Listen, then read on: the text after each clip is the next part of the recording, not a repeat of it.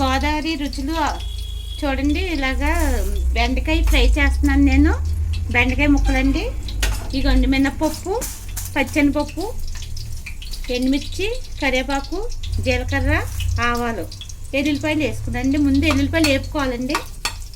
తర్వాత మినపప్పు వేసుకోవాలి. మినపప్పు వేసుకోవాలి.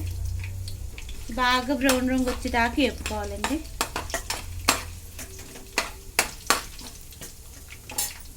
తర్వాత ఎండుమిర్చి చేసుకోవాలి. తర్వాత కరివేపాకు. ఇదండి బాగా బ్రౌన్ రంగు వచ్చేదాకా పచ్చెనపప్పు బాగా వేగాలండి. వేగితే బాగుంటుంది, టేస్ట్ బాగుంటుంది. ఇలా వేపుకోవాలి, వేపుకుంటూనే ఉండాలి. చూడండి బ్రౌన్ రంగు వస్తున్నాయి చూసారా. ఇలా వేపుకుంటూ ఉండాలండి.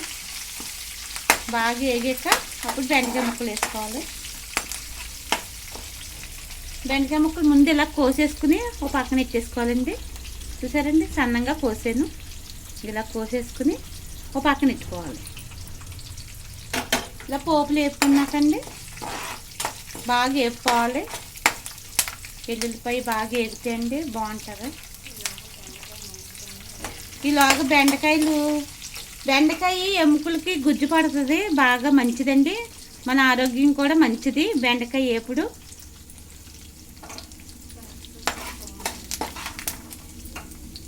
ఇప్పుడు మనం న్యాచురల్గా చేస్తున్నామండి, ఏమీ వేయకుండా న్యాచురల్గా ఉంటుంది, బాగుంటుంది. చూడండి ఇలాగ బ్యాచిలర్కి కూడా మంచిది. బ్యాచిలర్ కూడా ఇలాగ వేపుకుంటే బాగుంటుంది. ఈజీగా అయిపోతుందండి, ఈజీగా అవుతుంది. ఇలాగ వేపుకుంటే చాలా సింపుల్గా వేపేసుకోవచ్చండి. నేనైతే చాలా సింపుల్గా నేర్పుతున్నాను, ఏమి వేయను. ఇక చూడండి వేగిపోయినాయి కదండి పోపు దినుసులు. ఇవ్వండి ఈ పోపు దినుసులు వేగిపోయాక ఇక ఇవి వేసేస్తున్నానండి. ఇవ్వండి వేసేసాను. ఇవి బాగా కలుపుకోవాలి. చూడండి ఇలా బాగా కలుపుకోవాలి. సిమ్లో పెట్టుకుని వేపుకుంటూ ఉండాలండి. మూత పెట్టకూడదు. మూత పెడితే మళ్ళీ జిగురు వచ్చేస్తుంది. జిగురు వస్తుంది. ఇలా కలుపుకుంటూ ఉండాలి. ఇదిగోండి మాడుకోకుండా అలాగా జాయిగా కలుపుకుంటూ ఉండాలి. మూత పెట్టకండి. పెడితే వాటర్ వచ్చేసి జిగురు వచ్చేస్తుంది. ఇలా కలుపుకుంటూ ఉండాలి. చూసారా ఇలా కలుపుకుంటూ మనం చేసుకోవాలి.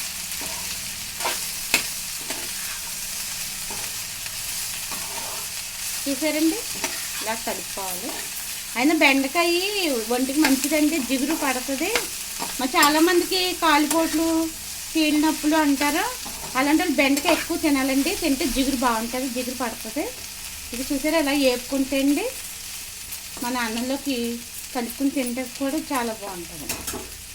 ఇలాగ మనం పసుపు వేసుకుని, పసుపు ఎండబెట్టి అంటారు, తింటే చాలా మంచిదండి. నేను ఎక్కువ పసుపు కూడా వాడతాను. సాధారణంగా మనం గమ్మున నోట్లో వేసుకొని తినలేం కదా, అందుకు కూరలు ఎక్కువ వాడతానండి నేను. కూరలు వేసుకుంటే మంచిది. ఇలా వేపుకుంటూ ఉండాలండి. ఇలా వేపుకోవాలి అండి. చూసారా ఎలా వేగిపోయిందో. 5 నిమిషాలు ఇలా కలుపుకుంటే చూడండి వేగిపోయినాయి. ఇంకా కొంచెం వేగితే ఇదిగోండి సాల్ట్ ఇప్పుడు వేసుకోవాలి. వేగిపోయాక ఇది చూసారా సాల్ట్ మనం తగినంత వేసుకోవచ్చండి. ఇది చూడండి ఇలా బాగా కలుపుకోవాలి. ఇదిగోండి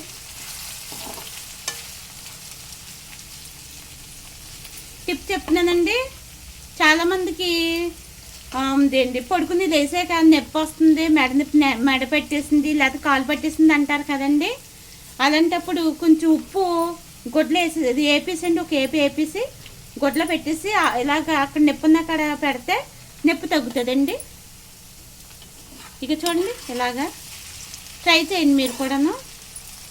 ఆ ఉప్పు కళ్ళుప్పు గరుకుప్పు ఉంటుంది కదండి, కళ్ళుప్పుని ఒక వేపేసండి. గుడ్లు వేసేసి మూట కట్టేసి నొప్పి ఉన్న కాడ ఇలా ఇలా ఇలా అండి, ఇలా ఇలాగ అంటే నొప్పి లాక్కుంటుంది. ఇదిగోండి చూసారండి వేగిపోయినాయి. ఇదిగోండి ఇలా వేపుకోవాలి బాగాను. వేపుకున్నాక ఇదిగోండి ఇలా వేపేసుకుంటే చూసారా అంటుకోకుండా ఎలా వచ్చిందో. అంటుకోదండి, అసలు అంటుకోదు.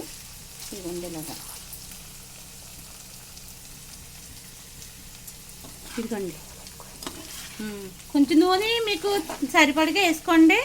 ఇదిగో నేను ఇలాగ వేసాను. మీకు ఆయిల్ కొంచెం ఎక్కువ కావాలనుకుంటే వేసుకోండి, లేకపోతే ఇంకా మీ ఇష్టం అండి, మీకు నచ్చినట్టు వేసుకోవచ్చు. ఇక చూసారా అలా మగ్గిపోయినాయో. ఇంకా కొంచెం మగ్గబెట్టుకుందాం. ఇంకా మూత మట్టికి పెట్టకండి, కలుపుతూనే ఉండండి ఒక 5 నిమిషాలు. మూత మట్టికి పెట్టకండి. ఇదిగోండి ఇలా కలిపేసుకోవాలి బాగాను.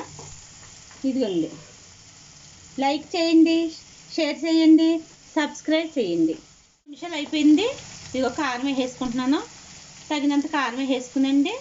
ఒకసారి ఇలాగ పచ్చివాసన రాకోకుండాను ఒకసారి ఇలా కలుపుకొని చూసారండి. ఇది జాబులు చేసుకున్న వాళ్ళు ఉంటారు కదండి మగపిల్లలు, వాళ్ళకి ఇలాగ ఉపయోగపడతాయని చేస్తున్నాను. ఒక ఆవిడ అడిగిందండి నన్ను, దొండగది కూరలో తోటకూర కూర నాకు రాదేంటి అని. వచ్చండి, కానీ ఏంటంటే పిల్లలు రాని వాళ్ళు ఉంటారు కదండి, వాళ్ళకి ఏపీ పెడుతున్నాను. ఇదిగోండి చాలామంది జాబులకు వెళ్ళిపోయిన వాళ్ళు వంటలు చేసుకుంటే ఇబ్బంది పడతారు, అలాంటి వాళ్ళకండి. ఇదిగోండి చూసారండి వేగిపోయినాయి, పొడి పొడిగా వచ్చేసినాయి చూసారా.